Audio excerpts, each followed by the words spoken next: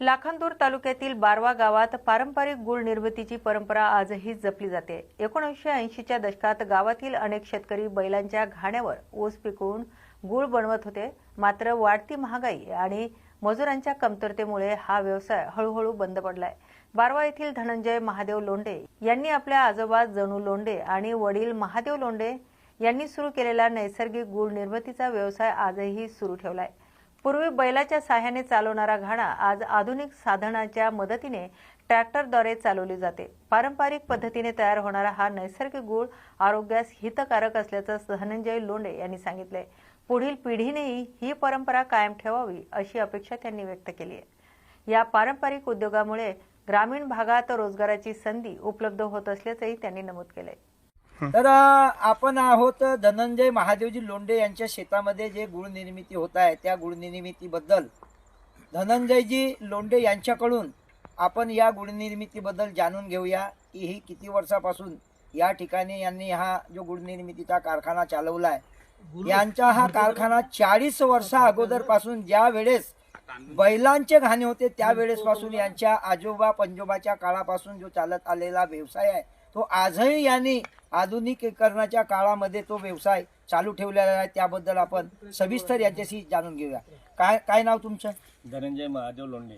आणि किती दिवसापासून हा तुमची गिळ निर्मिती चालू आहे? जवळपास 35-40 वर्षापासून चालू आहे। जे सुरुवात जे झाली तुमच्या गुळ निर्मितीची ते कशापासून झाली? त्यावेळी बैल घाणे होते, ते भोवताल फिरायचे राऊंड असे, त्यांना खूप त्यावेळेस म्हणजे खूपच त्रास होता। त्यावेळी 3-3 तास बैलाच्या भोवताल फिरवायचे, पहाटेपासून उठावायचे। त्यावेळेस बारव्यामध्ये किती एकंदरीत त्या काळात किती घाणे होते तुमच्या? जवळपास 14-15 असतीलच त्यावेळेस। आणि ऊसाची शेती किती होती त्यावेळेला? त्यावेळेस आमच्या बारव्याला ऊस म्हणजे भरपूर होता। पण आता सध्या आता काहीच नाही आहे म्हणा, फक्त आमचीच वाढी आहे। ऊस का कमी करण्यात आला? ऊस म्हणजे त्यावेळेस रेट नव्हता आणि मजूर प्रॉब्लेम। त्यावेळेस आम्ही रात्री मुक्काम करत होतो। माणसाही म्हणजे मजूर लोक मुक्काम करत होते शेतावरच। आता कोणी म्हणजे रात्री जायला तयार नाही आहेत मजूर लोक। तुम्ही काय सांगाल तुमच्या आजोबा पंजोबापासून चालत आलेल्या गुळ निर्मितीबद्दल सांगा। आमचे आजोबाचे होते त्यावेळेस म्हणजे जवळजवळ 30-40 वर्षापासूनच आमचा व्यवसाय सुरू आहे। आणि त्याच्यानंतर हळूहळू काय झालं की मग गुळाची म्हणजे ऊसाच्या वाड्या पण कमी होत गेल्या आणि वाड्या कमी गेल्या, घाणे म्हणजे ऊसानंतर मग दुसरा पर्याय पीक आले, मका आले, धान। मग ऊसाची वाढी परवडत नाही म्हणून धान वगैरे। त्याच्यानंतर वीज आल्यानंतर इथं पाईपलाईन झाल्या, मोटारी सुरू झाल्या, त्याच्यानंतर ऊसाऐवजी दुसरं पीक घ्यायला सुरू केलं लोकांनी।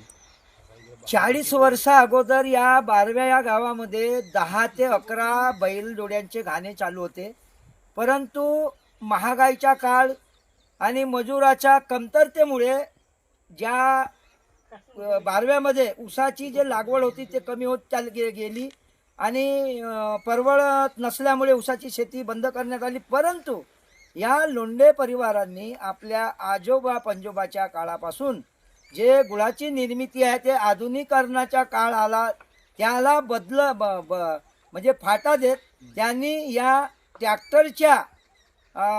ट्रॅक्टरवर या ठिकाणी त्या गुळाची निर्मिती केलेली आहे। आणि यांनी हे जो सेंद्रिय पद्धतीचा गुळ तयार करून लोकांच्या आरोग्यासाठी म्हणजे हानिकारक होणार नाही याची सुद्धा काळजी या ठिकाणी घेण्यात आली आहे।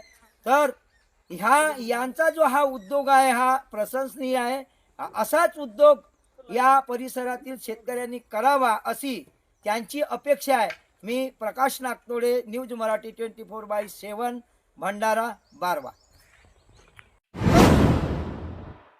रिसोड येथील श्री क्षेत्र ऋषीवड धाम येथे महाशिवरात्री